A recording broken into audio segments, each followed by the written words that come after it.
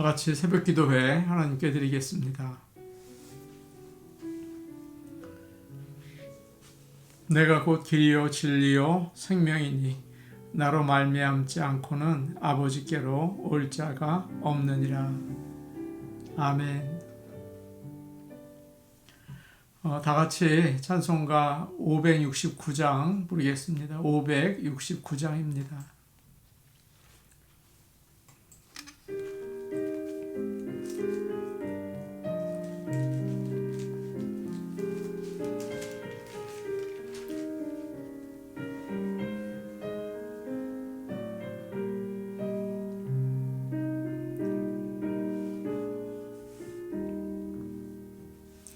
선한 목자 되신 우리 주 항상 인도하시고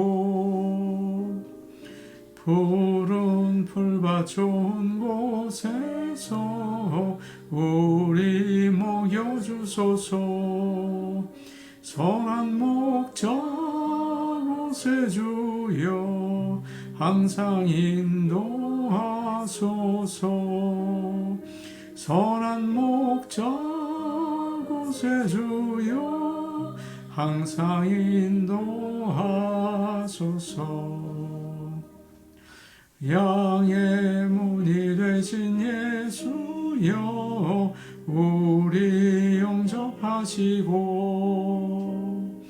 길을 잃은 양의 무리를 항상 인도하소서. 선한 목자 곳에 주여 지금 들어주소서. 선한 목자 곳에 주여 항상 인도하소서. 의미 많고 약한 우리를 용납하여 주시고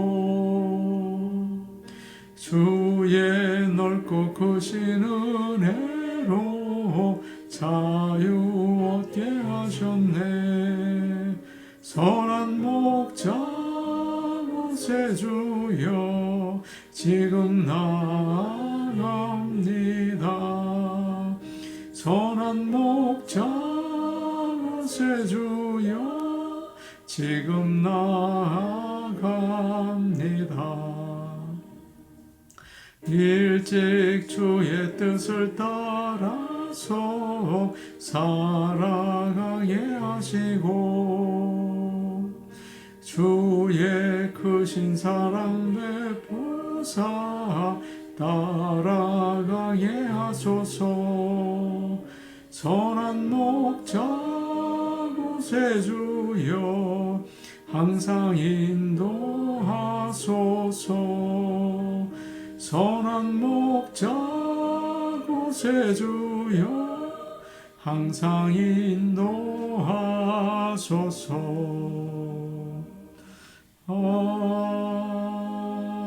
아멘. 찬송가 365장 부르겠습니다. 365장입니다.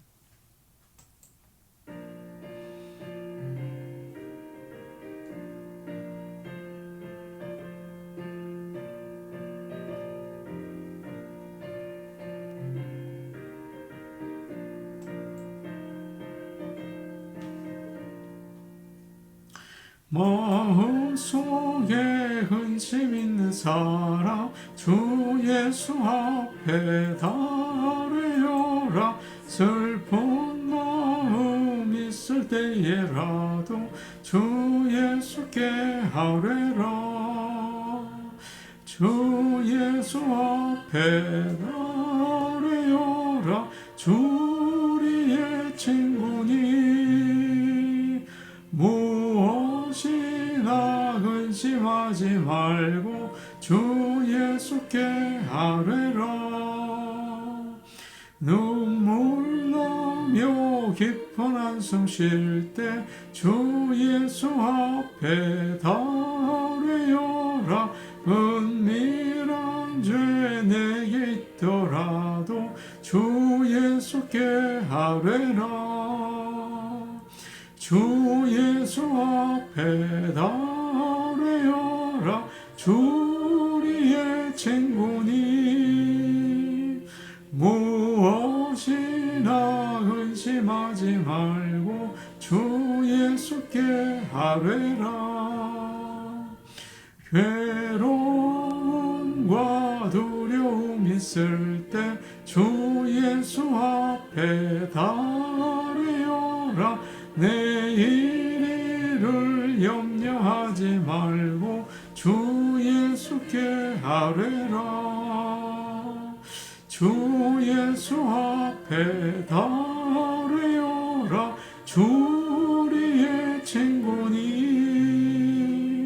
무엇이나 근심하지 말고 주 예수께 아뢰라. 죽음 앞에 겁을 내는 자여 주 예수 앞에 달려라. 하늘나라 바라보는 자여 주 예수께 아뢰라.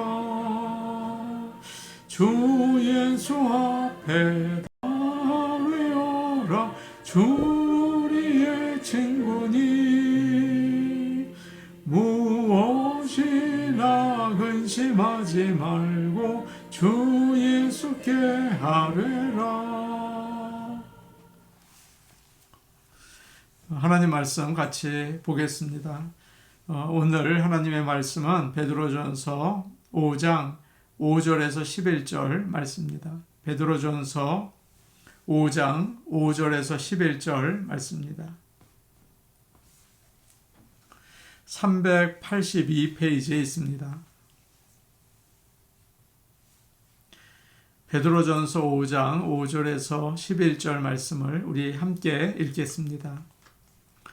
젊은 자들아, 이와 같이 장로들에게 순종하고 다 겸손으로 허리를 동이라. 하나님은 교만한 자를 대적하시되 겸손한 자들에게는 은혜를 주시느니라. 그러므로 하나님의 능하신 손 아래에서 겸손하라. 때가 되면 너희를 높이시리라. 너희 염려를 다 주께 맡기라. 이는 그가 너희를 돌보심이라. 근신하라. 깨어라. 너희 대적 마귀가 우는 사자같이 두루다니며 삼킬 자를 찾나니 너희는 믿음을 굳건하게 하여 그를 대적하라. 이는 세상에 있는 너희 형제들도 동일한 고난을 당하는 줄을 알미라. 모든 은혜의 하나님 곧 그리스도 안에서 너희를 부르사 자기의 영원한 영광에 들어가게 하신 이가 잠깐 고난을 당한 너희를 친히 온전하게 하시며 굳건하게 하시며 강하게 하시며 털을 견고하게 하시리라. 권능이 셋에 무궁하도록 그에게 있을지어다. 아멘. 하나님께서 크신 은혜와 복을 성도들에게 주시기를 원합니다. 저희가 40일 특별 기도를 하고 있습니다. 잊지 마시고 꼭 기도하시기를 바랍니다. 하나님의 살아계심 그리고 역사하심을 체험하는 그런 귀한 기회가 또 되기를 축복합니다. 지난 말씀에서 사도 베드로는 건강한 교회를 세우기 위해서 장로들에게 하나님의 뜻을 따라서 기쁘게 억지로 말고 기쁘게 양떼를 돌보라. 돈을 생각하면서 그 일을 하지 말라. 또 사람을 지배하려고 하지 마라. 좋은 모범이 되라. 그럴 때 영원한 면류관을 받게 될 것이다. 그렇게 이야기를 했습니다. 그리고 교인들에게는 특히 젊은 남자 성도들에게는 장로들에게 순종하라. 그런 권면을 주었죠.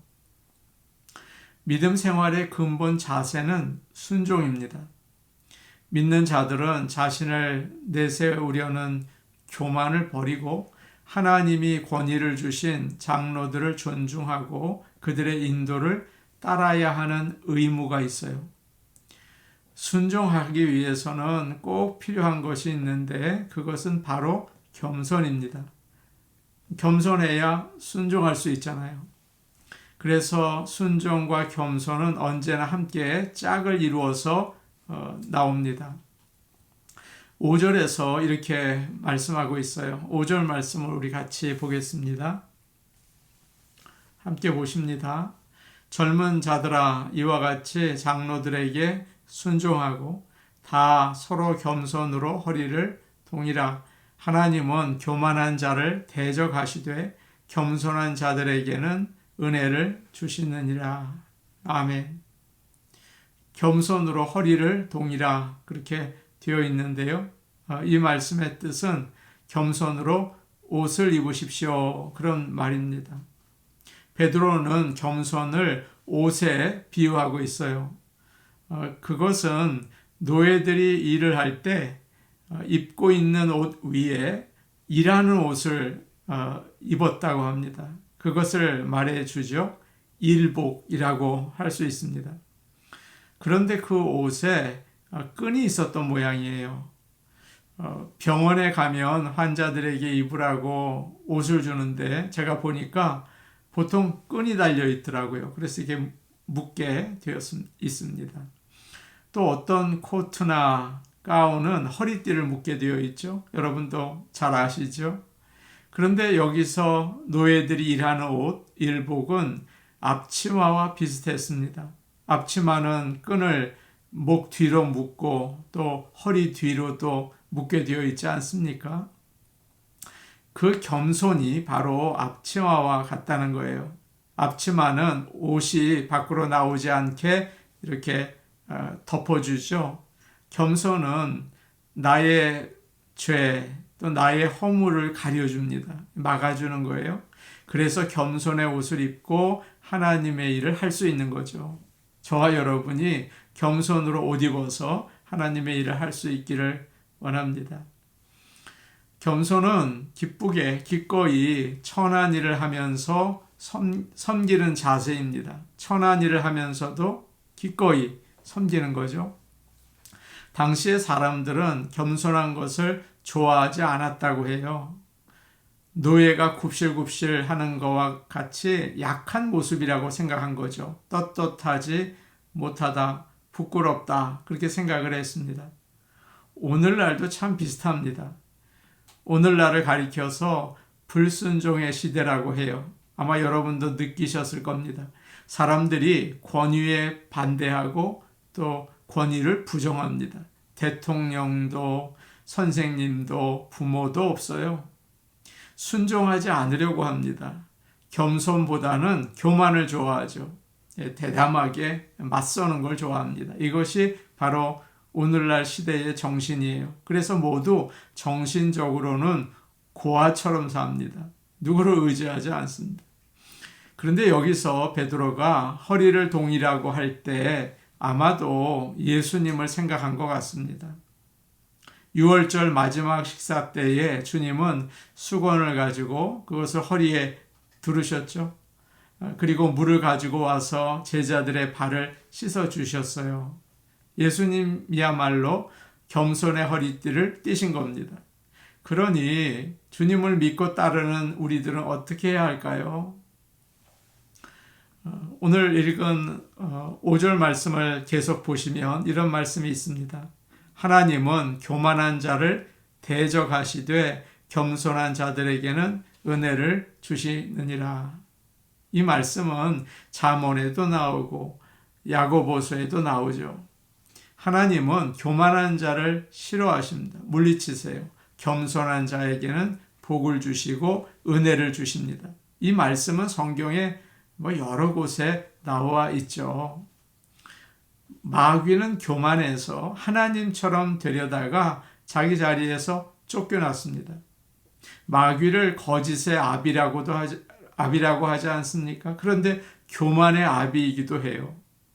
그러나 예수님은 겸손하셨죠. 이 땅에 오셔서 모든 사람들을 사랑하시고 그들을 위해서 죽으셨습니다. 그래서 모두 사랑으로 구원해 주셨죠. 그렇기 때문에 예수님을 믿는 우리는 어떻게 해야 합니까? 당연히 주님처럼 겸손으로 허리를 묶어야겠죠. 그런 저와 여러분이 되기를 기도합니다.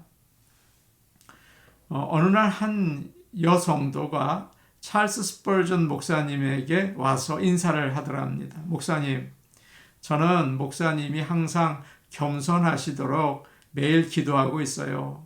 그 여성도를 보니까 아주 아름답게 생기고 좋은 옷을 입었더래요. 목사님이 대답하셨습니다. 참 감사합니다. 그런데 한편으로 제가 죄송합니다. 저는 자매님이 늘 겸손하도록 기도드린 적이 없어요. 라고 이야기를 했습니다. 그러자 그녀가 대답을 했어요. 목사님, 괜찮습니다. 저는 그런 기도가 필요가 없어요. 저는 교만에 빠지지 않거든요. 라고 하더래요. 목사님이 어이가 없으셨다고 합니다. 이분이 자신이 얼마나 교만한지를 모르는구나, 착각을 하고 있구나, 그런 생각이 드셨다고 해요. 예수님이 십자가에 돌아가시기 전에 베드로는 주님께 자랑스럽게 이야기를 했습니다. 주님과 함께 감옥에까지 가고 죽기까지 하겠습니다. 또 예수님께서 오늘 밤 너희가 다 나를 버릴 것이다, 그렇게 말씀하시자 베드로는 모두 주를 버려도 나는 결코 버리지 않겠습니다 라고 대답했습니다. 자신이 있었죠. 자신을 믿고 교만했던 것입니다. 그래서 아무 준비 없이 있다가 주님을 3번이나 부인하지 않습니까? 울며 아주 괴로워하죠. 평생 그 실수를 기억했을 거예요. 나중에 부활하신 예수님이 찾아오셨을 때 베드로는 정말 겸손합니다. 아무 말도 제대로 못합니다. 주님, 사랑하시는 거 주님이 아시죠? 그렇게 고백을 해요. 그때 예수님은 베드로에게 은혜를 주셨어요. 그리고 내 양을 먹이라 부탁하십니다. 이처럼 하나님은 교만한 자를 쓰지 않으십니다. 필요가 없어요. 교만한 자는. 겸손한 자에게 은혜를 주십니다. 그래서 사도 베드로는 성도들에게 이렇게 또 권면하고 있죠. 6절 말씀인데 우리 같이 보겠습니다. 6절 말씀입니다. 시작. 그러므로 하나님의 능하신 손 아래에서 겸손하라. 때가 되면 너희를 높이시리라. 하나님은 이스라엘 백성을 그의 강하신 손으로 이집트에서 인도에 내셨습니다. 출애굽기를 보든 또 신명기를 보든 하나님의 강한 손이라는 표현이 여러 번 나오죠. 그들이 겸손하고 성실하게 하나님을 따랐을 때 하나님의 전능하신 손이 그들과 항상 함께 하셨어요. 요셉은 어떨까요? 참 어려운 형편을 많이 지냈지만 겸손하게 하나님을 따라갔습니다. 그래서 나중에 그는 자기를 죽이려고 한 형들에게 이렇게 간증을 합니다. 당신들은 나를 해하려고 하였으나 하나님은 그것을 선으로 바꾸셔서 오늘과 같이 많은 백성의 생명을 구하게 하셨습니다. 그렇게 고백하죠. 겸손하게 하나님을 따라가시기를 바랍니다. 그럴 때 하나님의 전능하신 손이 우리를 인도하시는 거예요. 우리는 겸손하면 사람들이 나를 무시할 거다, 나를 밟는다, 그런 상처 있는 생각을 합니다. 그래서 일부러 센 척, 또 일부러 잘 나가는 척, 그런 그 행동을 할 때가 많이 있어요. 그러나 고난 중에 있지만 겸손하게 하나님을 따르면 하나님께서 그가 정하신 때에 우리를 높여주시는 겁니다. 요셉처럼 말이죠. 또 이스라엘 백성처럼 말이죠. 지금 교회들이 어려운 시간을 지내고 있죠. 꼭 필요한 말씀이 바로 우리가 읽은 말씀이라고 생각이 돼요. 하나님의 능하신 손 아래 겸손하라. 때가 되면 너희를 높이시리라. 아멘. 7절 말씀 우리 같이 보겠습니다. 7절 말씀입니다. 시작. 너희 염려를 다 주께 맡기라. 이는 그가 너희를 돌보심이라. 아멘. 우리는 건강, 가정, 일, 인간관계, 걱정해야 할 일들이 참 많이 있습니다. 그리고 여러 가지 문제들이 파도처럼 밀려옵니다. 문제가 하나 해결됐다고 참 기쁘다. 이제 다 끝났다. 그래요. 그러면 뭐합니까? 또 다른 문제가 오잖아요. 교회는 또 어떻습니까? 얼마나 여러 가지 문제가 많은지 몰라요. 염려할 거리가 한두 가지가 아니죠. 작은 문제들은 그런 대로 또 해결한다고 하더라도 큰 문제가 오면 어쩔 줄 몰라요. 그러나 너무 두려워하거나 스스로 해결하려고 해서는 안 됩니다. 내가 스스로 해결하려고 하는 것은 교만이죠. 겸손해야 합니다. 그래서 7절 말씀에서 사도 베드로는 너희 염려를 다 주께 맡기라 라고 우리에게 이야기해 주고 있습니다. 우리는 때로 쓰레기통에 던져 넣을 때가 있죠. 그리고 빨래통에 훅 던져 넣을 때가 있어요. 마찬가지입니다. 하나님은 전능하십니다. 하나님은 늘 우리와 함께 하시죠. 겸손하게 우리의 문제를 하나님께 던져야 합니다. 맡기셔야 돼요.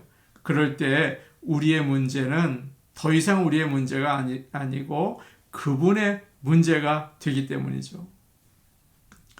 염려는 근본적으로 생각해 본다면 하나님을 신뢰하지 않기 때문에 생기는 마음이에요. 죄라고도 할 수 있어요. 하나님께서는 사랑으로 내가 너희를 돌봐주겠다. 염려를 다 맡겨라. 도와주겠다. 그렇게 약속하셨죠. 그런데 우리는 말로는 믿는다고 하면서 하나님께 맡기지 않는 잘못을 할 때가 참 많이 있습니다. 예수님의 이름으로 기도합니다. 아멘. 그렇게 한 다음에 이거 어떡하나 또다시 기도하면서 하나님께 맡긴 염려와 걱정 보따리를 또다시 풀어놓는 거예요. 사랑하는 성도 여러분, 정말 하나님께 한번 맡겨보시기를 바랍니다. 진정으로 맡기면 문제를 해결해야 하는 책임이 하나님께 넘어가죠. 공을 넘긴다고 표현하죠. 우리 하나님의 것이 되는 거예요. 우리는 순종보다 반항을, 겸손보다 교만을, 믿음보다 의심을 좋아하는 시대에 살고 있어요. 그러나 믿는 우리는 하나님께 순종하고 하나님께 염려를 맡기는 겸손한 자들이 되어야 할 줄로 믿습니다. 시편 90편 17절의 말씀이 이와 같습니다.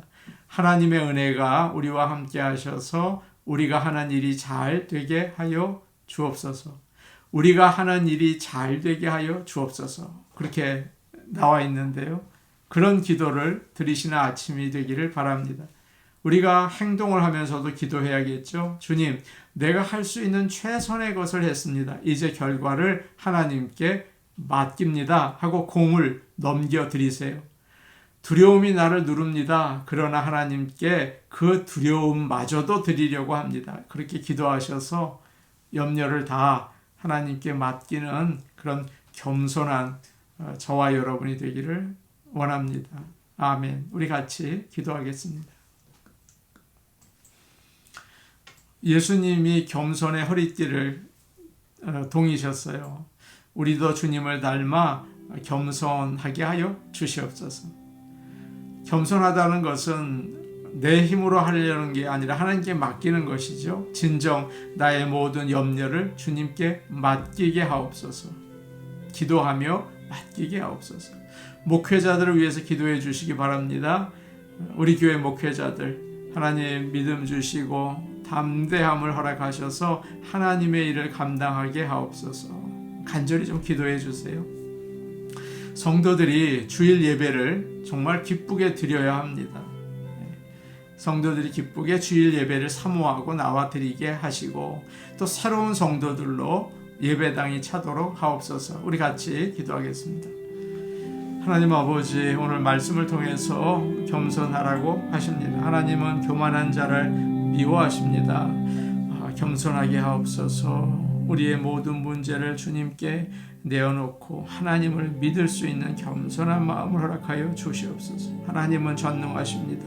하나님은 정말 사랑이 많으십니다. 하나님은 약속을 주셨습니다. 정말 온전히 하나님을 의지하고 맡기는 그런 겸손한 믿음을 허락하여 주시옵소서. 아버지 하나님, 기도합니다. 우리 교회를 위해 기도합니다. 하나님께서 함께해 주옵소서. 특별히 목회자들 연약합니다. 하나님께서 붙드셔서 믿음을 주시고 주의 일을 할 수 있는 담대한 용기를 허락하여 주시옵소서. 선한 일을 하다가 낙심하지 않게 하시고 언제나 하나님을 바라보게 도와주시옵소서. 하나님 아버지, 우리 성도들 예배를 소홀히 여기지 않게 하시고 예배의 자리를 사모하여 달려나올 수 있는 믿음을 주시옵소서. 그리고 또한 하나님, 우리 성도들에게 하나님을 의지하게 하여 주시고 새로운 영혼들을 통하여 예배당이 가득 찰 수 있도록 하나님께서 강권적인 능력으로 역사하옵소서. 예수님 이름으로 기도하옵나이다. 아멘. 하나님 아버지, 우리가 교만하지 않기 원합니다. 내 힘으로 살아보겠다고 하는 어리석음을 버리고 겸손하게 전능하신 하나님께 모든 염려를 맡기고 진정 맡길 수 있게 하여 주시옵소서. 믿음 주시옵소서. 예수님 이름으로 기도하옵나이다. 아멘. 오늘도 하나님께 정말 진정으로 나의 문제를 맡기며 나가시기 바랍니다. 개인 기도하시겠습니다.